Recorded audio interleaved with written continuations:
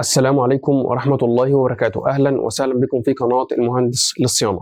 كان في أحد المتابعين سألني وقال لي يا باشمهندس، الصح إن أنا بسيب فيشة الفلتر في الكهرباء ولا أشيلها؟ يعني الصحيح والمفروض والأمان للفلتر السبع مراحل. هل بسيب الفيشة في الفلتر على طول ولا أشيلها وساعة الاستخدام بركبها تاني حماية للفلتر؟ ده اللي إن شاء الله هنعرفه في الفيديو ده. بسم الله، اللهم صل وسلم وبارك على سيدنا محمد. الصح يا باشمهندس ان انا بسيب الفيشه بتاعه الفلتر موجوده في الكهرباء على طول، باستثناء 3 حالات فقط.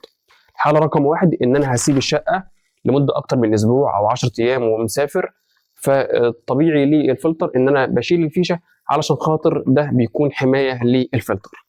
الحاله رقم 2 ان يكون عندي عدم انتظام للكهرباء. ساعات الكهرباء بتيجي وتروح فجأة كذا مرة مع بعض، فممكن تأثر على الملف اللي بيكون موجود في الترانس.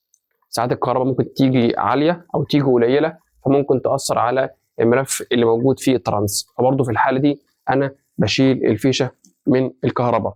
ويستحسن كمان لو في أي أجهزة كهربية غير مستخدمة برضه بشيل الفيشة. وكمان يستحسن يا باشمهندس ان انا بقيس الكهرباء اللي موجوده في البيت او اللي موجوده في الشقه علشان اطمن ان الجميع الاجهزه شغاله بالكهرباء المظبوطه. المفروض ان الكهرباء دي ما تقلش عن 200 فولت وبرده ما تزيدش عن 235 فولت. وفي اماكن الكهرباء غير منتظمه فيها يا ريت نركب فيها استابلايزر، ده منظم كهرباء علشان خاطر لو في مشكله في الكهرباء ما تاثرش على اي ملف، سواء فلتر سواء ثلاجه سواء غساله سواء تكييف. ده بيكون حمايه للمصدر الكهرباء اللي بيكون داخل للجهاز. الحاله رقم 3 ان انا بسمع الفلتر ما بيفصلش نهائي، يعني المفروض ان المضخه دي او الموتور ده بيفصل من وقت للاخر، فانا المفروض ان انا كل مدى بطمن ان المضخه دي بتفصل. طب انا لو مش سامعها ما بتفصلش، عايز اطمن انها بتفصل ازاي يا باشمهندس؟ بطريقتين. الطريقه رقم 1 ان انا بقفل مع مصدر الدخول بتاع الفلتر في محبس ازرق كده اللي بيكون داخل للشمعه الاولى، انا بقفله عشان اطمن ان المضخه بتفصل. يعني اول ما انا بقفل مصدر الدخول بعدها بدقيقتين ولا حاجه الموتور او المضخه بتفصل.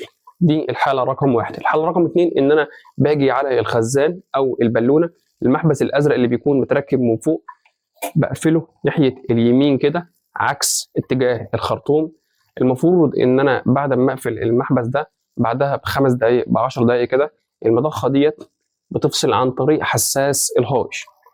هو ده او هم دول الحالتين اللي بنتاكد منهم ان المضخه بتفصل ولا لا، من مصدر الدخول والمحبس اللي بيكون متركب اعلى البالونه، علشان نطمن ان المضخه دي بتفصل. طب احنا لو جربنا الحالتين دول ولقينا ان في حاجه منهم او الاثنين ما بيفصلوش المضخه، المفروض ان احنا بنستعين بفني علشان خاطر لو المشكله صغيره المشكله ما تتراكمش وماديا تكون الموضوع اكبر من كده. يبقى هو ده يا باشمهندس، عرفنا ان هل الفيشه تتحط في الكهرباء ولا تتشال؟